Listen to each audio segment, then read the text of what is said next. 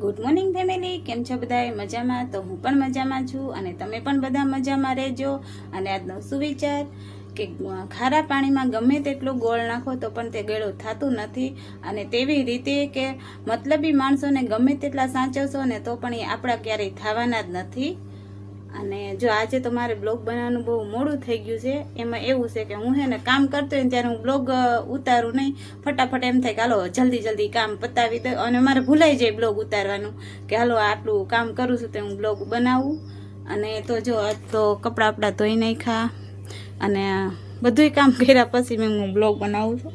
અને આ કાલ જો આ ઓછાડ્યો ને તો મેં કાલે કપડાં નહોતા ધોયા, કાલે એટલા બધા હતા નહીં, આ સ્કૂલના હતા ને છોકરાને, તો એ મેં આજ રવિવાર છે ધોઈ નાખું. અને આ ઓછાડ ધોઈ નાખો.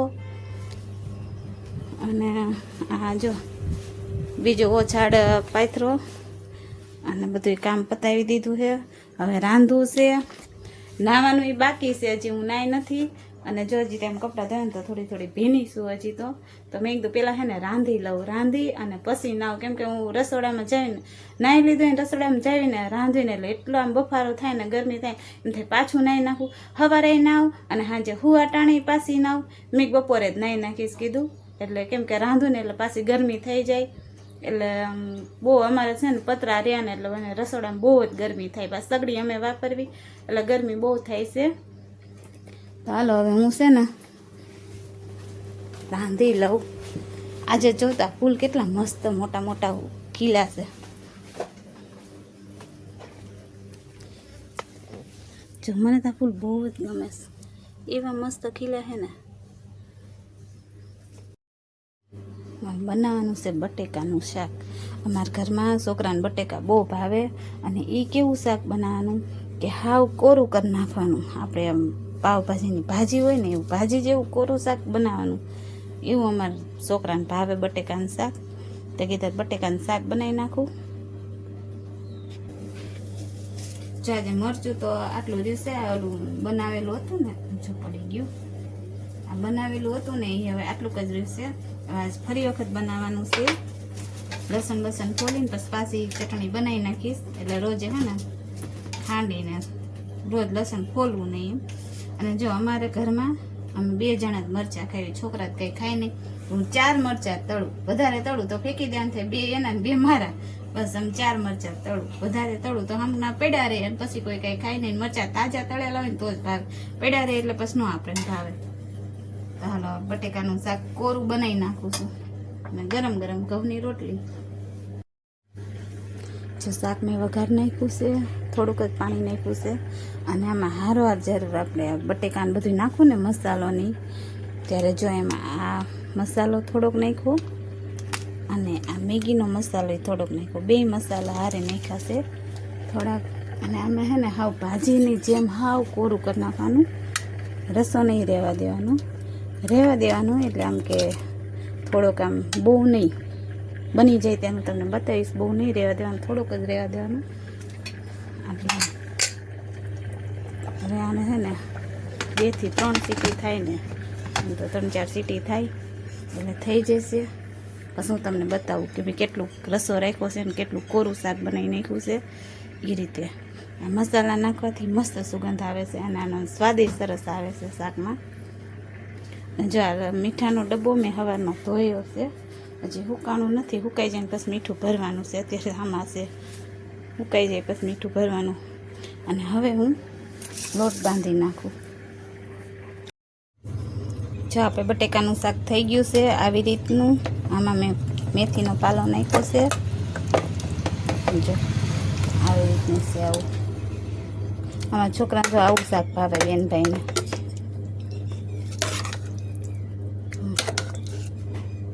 કોથમીર નથી પણ મેથીનો પાલો નાખીને તો સારું લાગે છે. હાલો તો જમવા. સાહેબ આવી ગયા છે અમારે, જમવાનું તૈયાર કરી લેવી. હમણાં છે ને એવા વરસાદના સાટા પડ્યા ને મોટા અને આમ જાય તે અંધારું થઈ ગયું ને કે બહુ વરસાદ આવશે. કેમ કે બધા કપડાં લઈને અંદર સૂકવા, આ બધા હજી તો અંદર સૂકવી દે ને ત્યાં તો તડકો નહીં ગયો, વરસાદ રહી ગયો. આ વરસાદ એવું નહીં ઢોંગીલો હશે.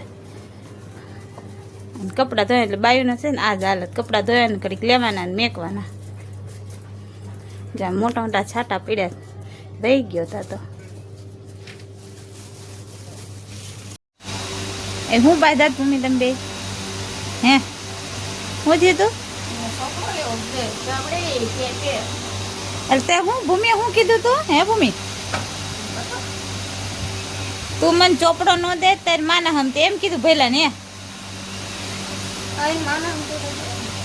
તું ચોપડો નહીં દે તાર માં મરી જાય છે મન કઈ ફેર નહીં પડે તાર માં મરી જાય એવું તે કીધું તું ને આમ હામું જો મારા હમ બોલતો એક વાર તું હું બોલી એક વાર બોલતો મારા હામું છે ને બોલતો એક વાર મારા હમ બોલતો તો તારી માં મરી જા તું ફરી બીજી વખત નહીં બોલતો એની માં મરી જાય તને કઈ ફેર નહીં પડે ને તો તારી માં મરી જાય તને ફેર પડશે ને હે ભૂમિ તો બોલતો જો ઈ મને ઓલો ગુલાબી વાદો ઓલો ફૂલડાવાળો ચોપડો હતો ને ઈ મને પાછો નહીં જાય તો એને માના હમશે અને એમાં મરી જાય તને કઈ ફેર નહીં પડે ના હું બોલતો એક વખત જો મને ગુલાબી કલર ઓલો વાદળી કલર નો આ ફૂલડાવાળો ચોપડો પાછો નહીં જાય તો તો એને માના હે જો એમાં મરી જાય ને તો મને કઈ ફેર નહીં પડે એનમાં તને શું થાય એનમાં તને શું થાય ભૂમિ હે ભૈલાન માતા શું થાય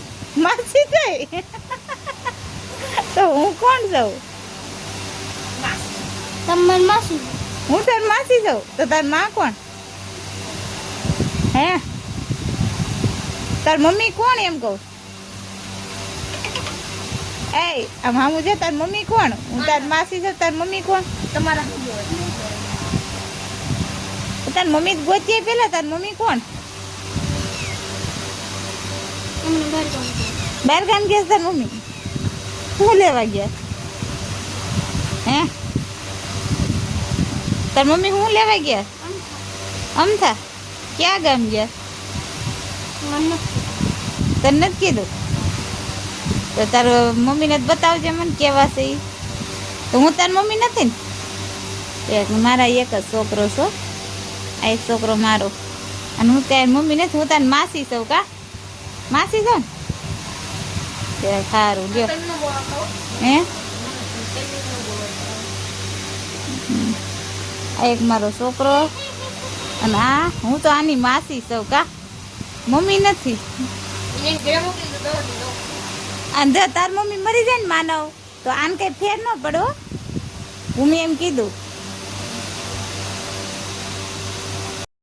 જો અમારી ભૂમિ તૈયાર થઈ ગઈ નાઈ ધોઈને ફ્રેશ થઈ ગઈ અને અમારે કેવલભાઈ એને કેવલ મામાને ઘરે થયો છે ને વેકેશન છે ને વેકેશન નહીં શનિ રવિની રજા હતી એમ આજ રવિવારની રજા કાલ જવાનું હા કાલ ફરતી જવાનું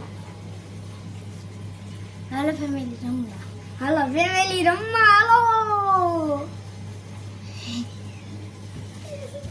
ફેમિલી રમવા આવતા ભેગ એમ તે તમે શું રમશો બે રમતા હોય હું રમકડા ધૂળવાળી થતી ને આમ જો નવરાવીશ તૈયાર કરીશ પછી જો ધૂળવાળી થાય નહીં જોડવા તો ધૂળવાળી થતી નહીં બગડતી નહીં હો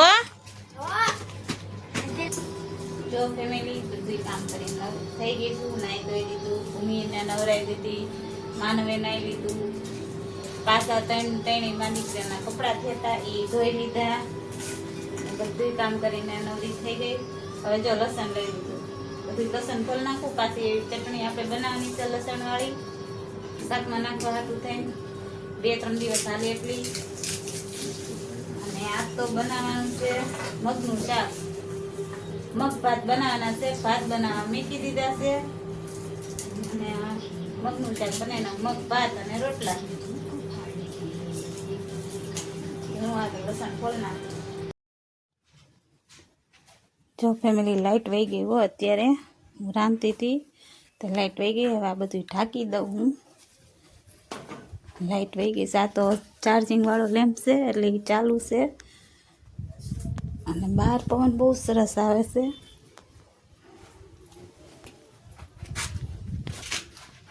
જો લાઇટ વહી ગઈ છે શાક વઘારવાની તૈયાર કરીને તો લાઇટ વહી ગઈ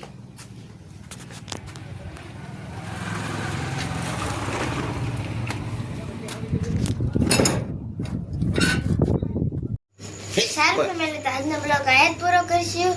હવે ફરી પાછા મળીશું નવી વાતો સાથે અને નવા બ્લોગમાં. Bye bye, good night.